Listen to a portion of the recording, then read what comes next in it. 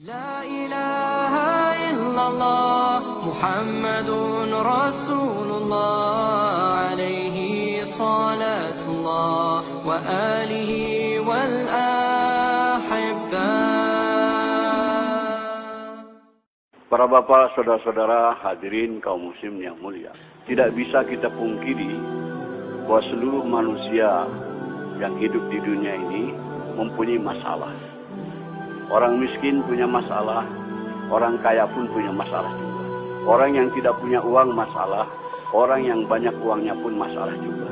Orang yang tinggal di kampung masalah, orang yang tinggal di kota-kota besar juga bermasalah juga. Orang yang tinggal di negeri yang miskin bermasalah, tapi orang yang tinggal di negeri-negeri yang kaya juga bermasalah. Jadi rakyat biasa masalah, jadi pejabat penguasa juga masalah. Kalau dalam ketentaraan, kopral bermasalah, jenderal pun bermasalah juga. Tidak bisa dipungkiri. Orang yang belum kawin punya masalah, yang sudah kawin pun masalah juga. Yang belum punya anak masalah, yang sudah punya anak banyak pun masalah juga. Yang tinggal di gubuk bermasalah, tapi yang tinggal di rumah-rumah mewah juga bermasalah juga. Allah Subhanahu wa taala mengutus Rasulullah sallallahu alaihi wasallam untuk menyelesaikan segala masalah manusia. Masalah manusia dunia maupun masalah di akhirat. Apa yang dibawa oleh Rasulullah untuk menyelesaikan masalah manusia, bukan membawa kekuasaan, bukan bawa jabatan, bukan bawa harta kekayaan, tapi yang dibawa oleh Nabi adalah agama. Jadi agama ini diturunkan oleh Allah untuk menyelesaikan masalah-masalah manusia. Siapa yang mau mengamalkan agama, mentaati Allah, ikut cara Rasul, masalahnya akan diselesaikan oleh Allah Subhanahu wa taala. Orang miskin kalau mau selesai masalahnya, tidak perlu jadi kaya. Sebab jadi orang kaya belum tentu selesai masalah. Tapi kalau orang miskin ikut agama, amalkan agama, pasti diselesaikan oleh Allah masalahnya.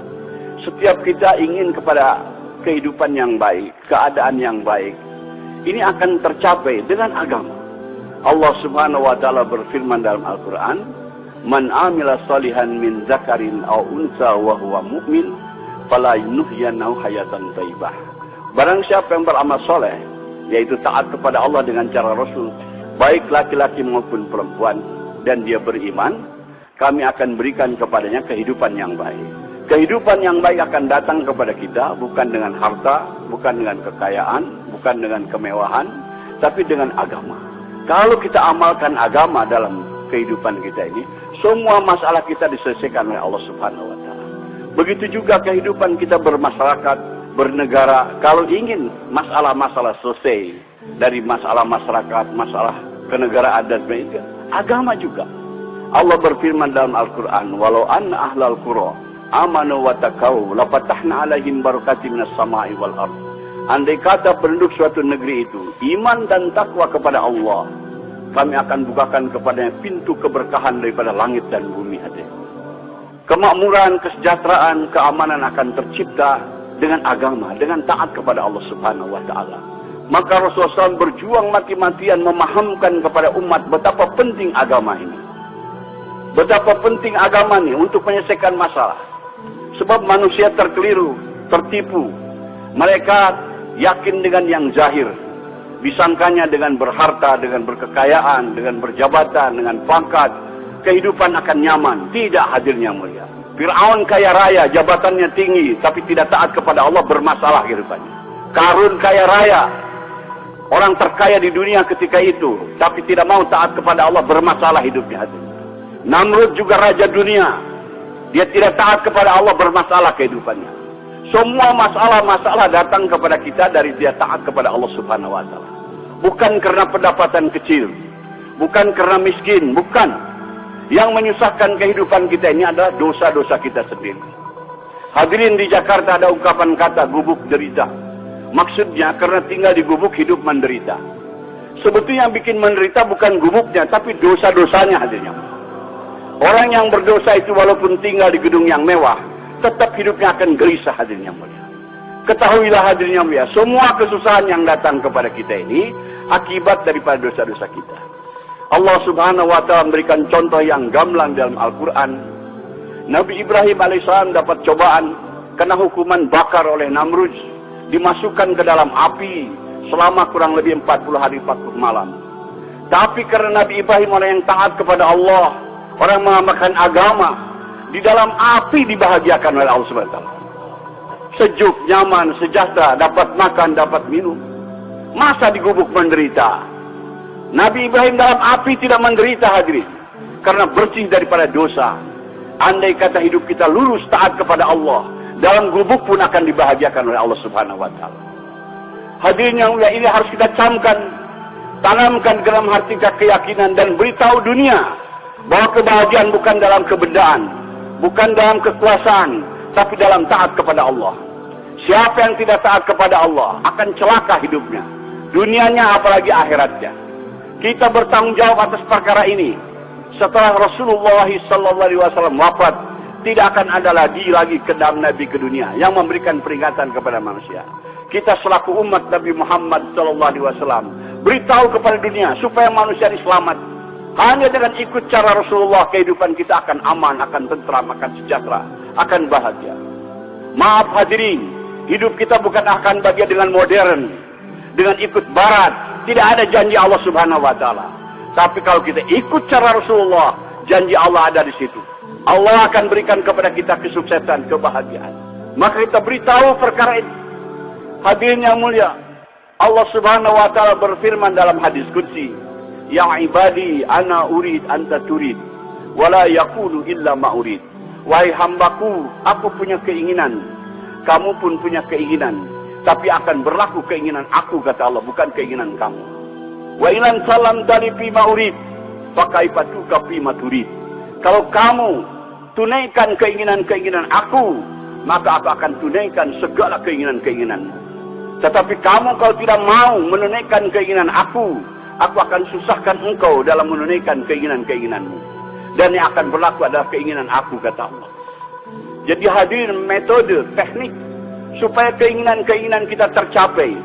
Kita ingin bahagia, ingin sejahtera, ingin aman, ingin tentram. Caranya adalah tunaikan keinginan Allah. Tunaikan keinginan Allah. Kalau kita tunaikan keinginan Allah, segala keinginan-keinginan kita akan ditunaikan oleh Allah Subhanahu wa taala. Allah Subhanahu wa taala pencipta kita, pencipta alam semesta semuanya. Dia yang berkuasa, hadirin. Allah berkuasa membahagiakan hambanya walaupun dalam gubuk. Allah berkuasa membahagiakan hambanya walaupun dalam kemiskinan. Allah berkuasa juga menyusahkan hambanya walaupun dalam istana. Allah berkuasa menyusahkan hambanya walaupun di tengah kekayaan, kaya raya. Hadirin, hanya dengan jalan taat kepada Allah. Apa keinginan Allah tadi, hadirin? Allah tidak minta diberi makan, diberi minum. Allah ingin supaya agamanya diamalkan. Kalaulah kita mengamalkan agama Allah, apa yang kita inginkan, keamanan, ketentraman, kesejahteraan, kebahagiaan akan datang kepada kita. Ini janji Allah Subhanahu wa taala. Jadi caranya adalah bukan dengan kemewahan, adalah caranya tunaikan keinginan Allah, yaitu agama. Hari ini orang ingin bahagia, agama ditinggalkan. Tambah jauh, tambah sesat, hadirin yang mulia. Maka kumpul-kumpul kita di sini, hadirin, untuk memahamkan pertama kepada diri kita perkara ini. Setelah itu kita bangkit korban, beritahu ke seluruh dunia bahwa kebahagiaan bukan dalam kebendaan, bukan dalam ekonomi, bukan dalam industri, bukan dalam perdagangan, tapi dalam agama. Hari ini kesalahan umat Islam sibuk dalam perdagangan, sibuk dalam industri, sibuk dalam pembangunan, tapi tidak taat kepada Allah. Wallahi tidak akan bahagia. Kita ingin bahagia tapi tidak ikut cara Rasul. Kita mau ikut cara barat, tidak bisa, tidak dijamin Allah. Bahagianya akan datang dengan ikut cara Rasulullah SAW. Semua masalah akan diselesaikan oleh Allah Subhanahu wa taala. Betapa penting ini agama. Hadirin, segala kesusahan yang datang kepada kita ini akibat daripada dosa-dosa kita. Maka jalan keluarnya kita tobat. Nabi Adam alaihissalam setelah berbuat dosa tobat, berdoa kepada Allah, mohon diampunkan dosa-dosanya. Rabbana zalamna anfusana wa illam taghfir lana wa tarhamna lanakunanna minal khasirin. Ya Allah, ampunilah dosa-dosa. Kami telah menzalimi kami sendiri, telah menzalimi diri kita. Kalau tidak Engkau ampunkan, aku termasuk orang-orang yang binasa, yang rugi. Nabi Yunus berbuat kesalahan, ditelan oleh ikan. berdoa, la ilaha illa anta, subhanaka inni kuntu minaz zalimin. Tidak ada Tuhan yang berhak bisa melainkan Engkau ya Allah. Engkau maha suci, aku telah menjalimi diriku sendiri. Begitu kalau ada orang sini punya masalah, hadirin datang kepada ulama, ingin supaya masalah itu selesai, biasanya ulama memberikan zikir. Zikir Nabi Yunus, la ilaha illa anta, subhanaka inni kuntu minaz zalimin. Baca sekian ratus. Karena kesusahan-kesusahan yang datang kepada kita ini akibat daripada dosa-dosa kita. Subhanallahi walhamdulillah.